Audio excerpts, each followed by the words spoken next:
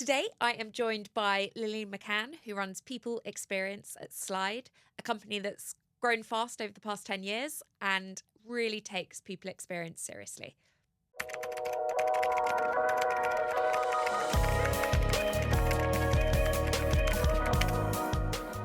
So today I am joined by Lilly, who is the People Experience Manager at Sliide.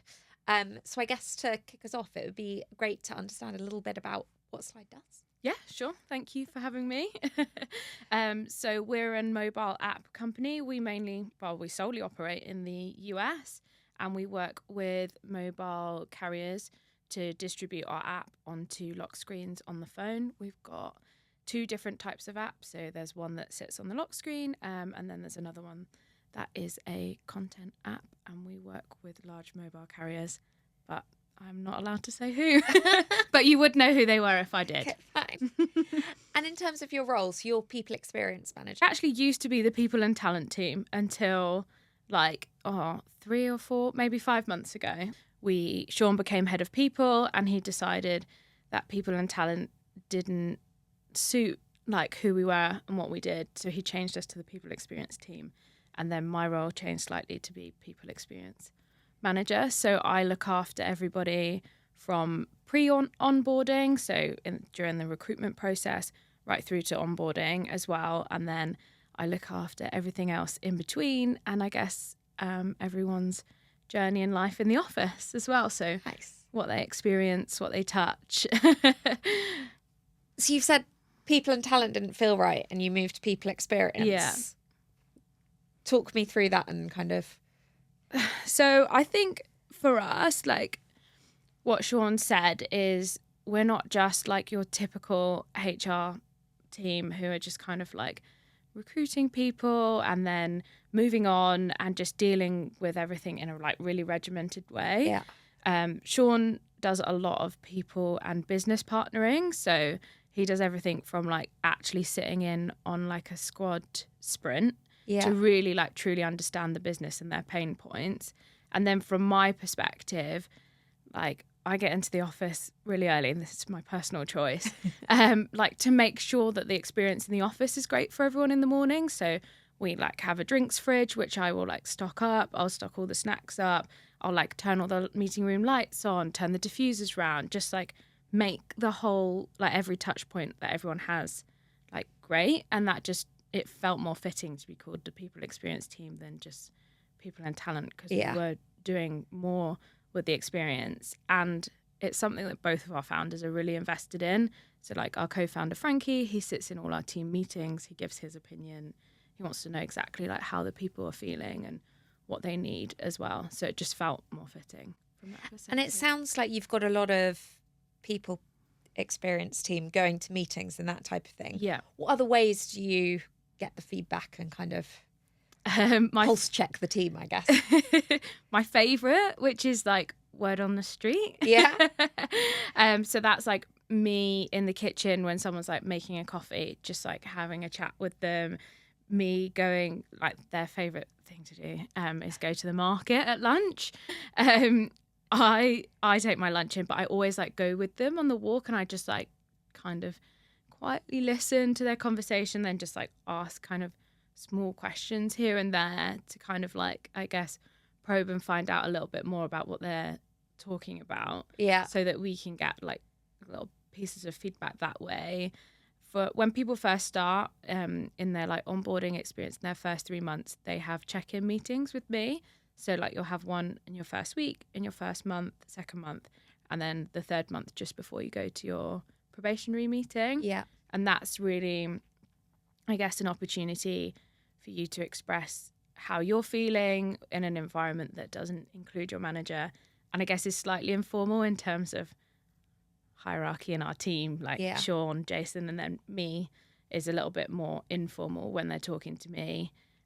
So I find out a lot in those meetings, and then that information I'll give to my team, and they'll weave that into their meetings with the managers.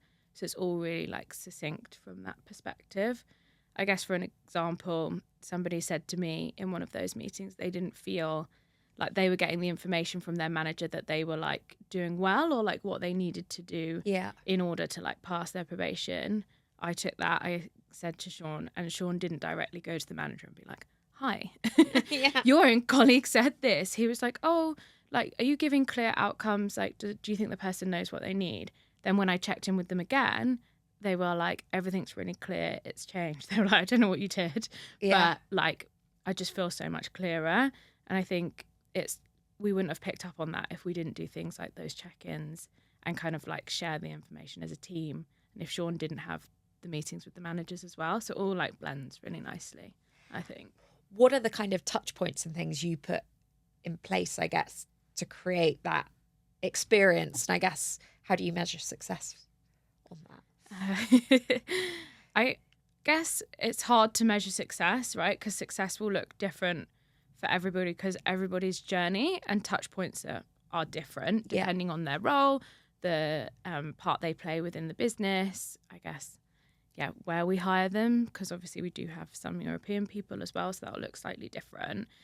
But I'm involved right from, I guess, like the cultural interview. So that's at the very end of their interview process. Either myself, Sean, or Jason will go into a cultural interview, and it's their opportunity to ask questions, but also a chance for us to make sure that Slide's the right environment for them.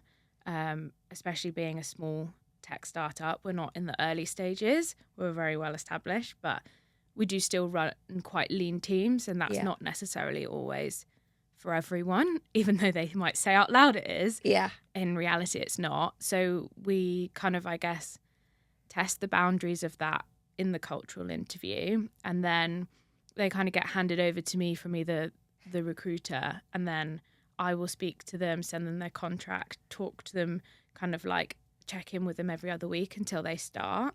And then they do a whole half morning with me for onboarding.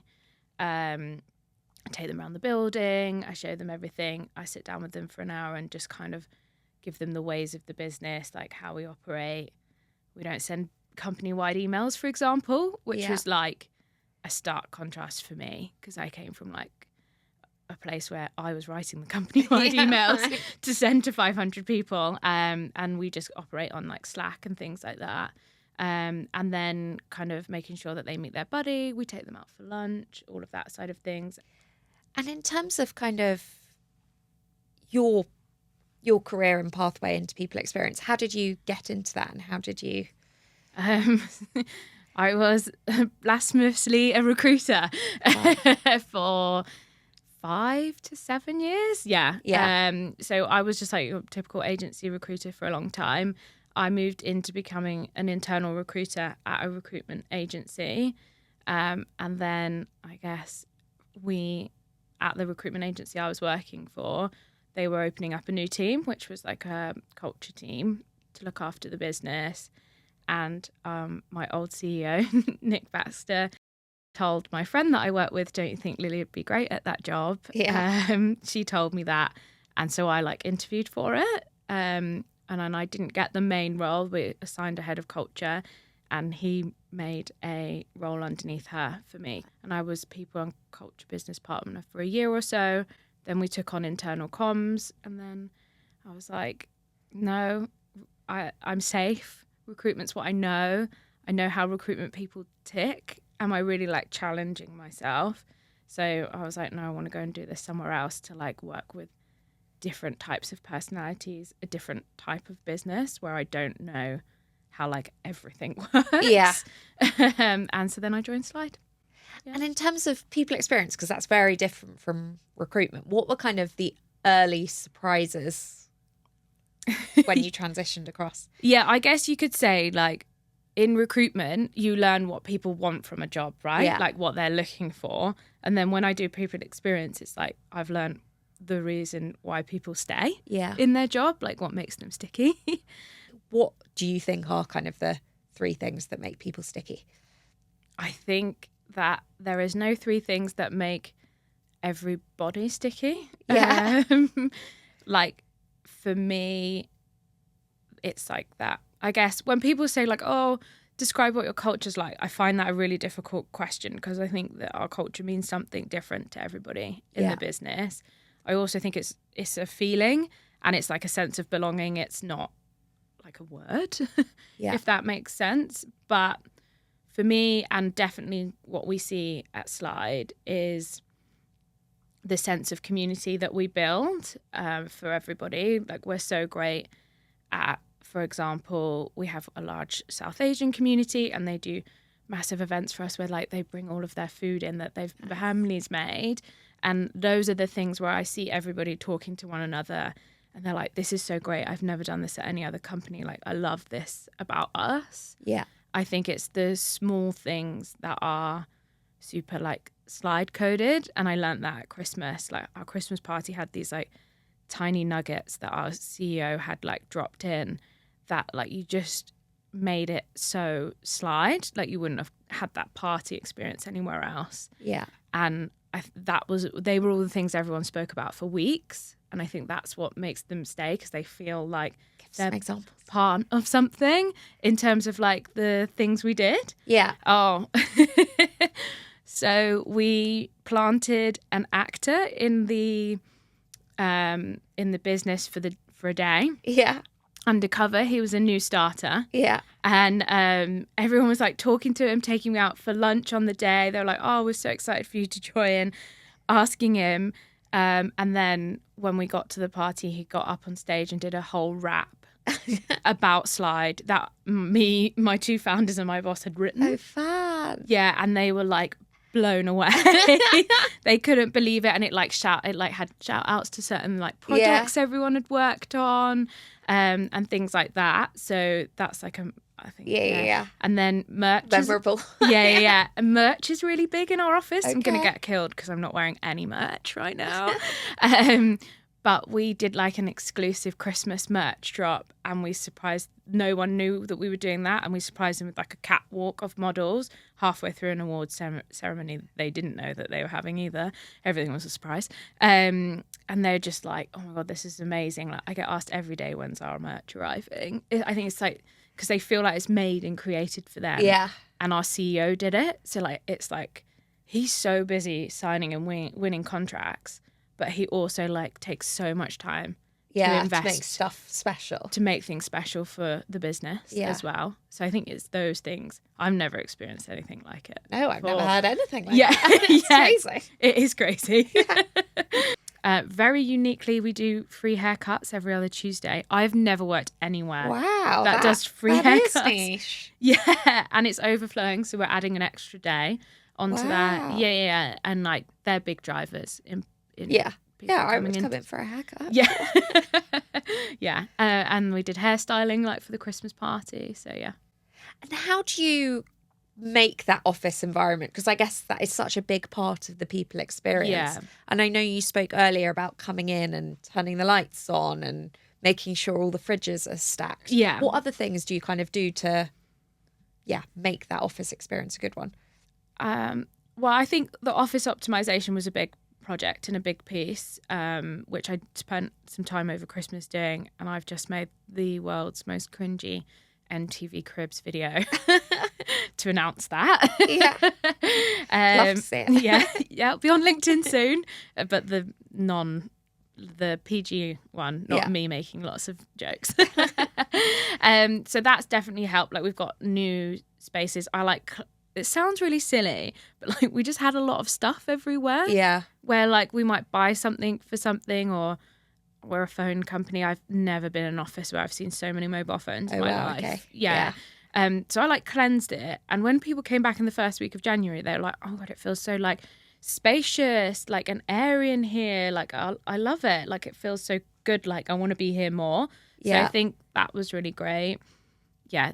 We got a bevy machine, which is like this fancy sparkling water, cold water machine. People go crazy for that. Yeah, great. As well. And I think it's just overall the energy and the vibe. Like, when both our founders are in, especially our CEO, he has like such a good presence, and they're both non-hierarchical. So like, they don't have offices. They sit like out on the desks with everyone else, and like, when Corbin is super excited about like the next project or our new release and like the changes we've done, you can just see the energy like compounding with everyone. And he's like got his phone, he's going up to everybody and like saying like, oh my God, this is amazing. Can't believe you guys have done that. That like generates such a buzz in the office, and everyone you want to be around that. Yeah. And kind of wants to come in for that interaction and like positive energy as well. Obviously, we've chatted a lot about kind of the positive experience that people experience at Sliide. If you were a startup or a scale up and you're kind of having people issues and doesn't feel like people are that happy or they want to come into the office and all of those kind of like negative things. Yeah. What are kind of some top tips you would give to founders of things that they could look at? I think you have to, and as hard as it is and as much as you might not want to know the answer, I think you actually have to find out like the reason why that is and like why people are feeling that way. And I think you get that from the business partnering element of like our people experience team. Like Sean, who's my manager, knows all the pain points kind of like in all of our different teams from spending so much time with the managers and things like that. But I think overall, we like to say we don't take ourselves too seriously, but we certainly take our work seriously. Yeah. And we definitely know how to have fun whilst doing it. Like things, we're up against tight deadlines sometimes. We get asked some pretty unrealistic asks sometimes. Yeah. And I think it's creating that like energy and that like we're in it together and we're going to have a good time despite the fact that what's happening might not be a good time. Yeah. And it's about creating that fun whilst doing your work as well, which sounds crazy. Like have so much fun, but like what you spend so much, 70%, 90% of your week at work. So it should be enjoyable. I think small gestures to make people realize that you can see that it's been tough and that you appreciate that definitely goes a long way. Over your time in people experience it, are there any things that you look back on and you're like, oh God, I wouldn't do that again, or like mistakes that you've made? I'm not sure I wouldn't do anything because I think you learn, right? And you grow. And I wouldn't know that that wasn't the right thing to do again if I didn't do it in the first place. But I think, I can sometimes be probably, this is like personally to me, I can be a bit like, I'm very like jovial and fun and funny. And maybe sometimes that isn't like the right time. Yeah, fine. For that. If that makes sense. And I think previously, maybe when I first started at Sliide, I was a little bit like, this worked where I was before. So like, why wouldn't it work here? And I'll recreate it, and kind of failed to realize that I was working with like a completely different personality set of people. I was used to like huge extroverts. Now like very strong technical people sometimes are slightly more introverted and they don't want or like need the same things. So it's always good to, I guess, try and be the person that isn't in the room, or try not to think about what you want and maybe what other people might want. Well, I'm always amazed when we give the employees the choice for socials. Yeah. It's never what I would have chosen. No, and I'm like, okay. You always get you choose going forwards. Yeah, I know. I've clearly got some bad ideas. Yeah, I agree with you. I'm like, oh, right. And that was so cheap and simple. Yeah. They'd happily just go to the White Swan, which is like the pub close by, and we'll just have a drink there. Yeah. It's the most like old school pub as well, like velvet seats. And I'm like, oh, you don't want to go to this like really cool like games bar down the road? They're like, no. It's too hard. And what type of problems do you think start to show up in companies when they don't have a specialist people experience or people team? I think that what we help to do is to foster and look after the community element of like working in a business, And I think that that's what makes people more invested in the company, and that's what makes them stay, because they're not just logging on at 9, logging off at 6, like my work's done. They're kind of like a part of something.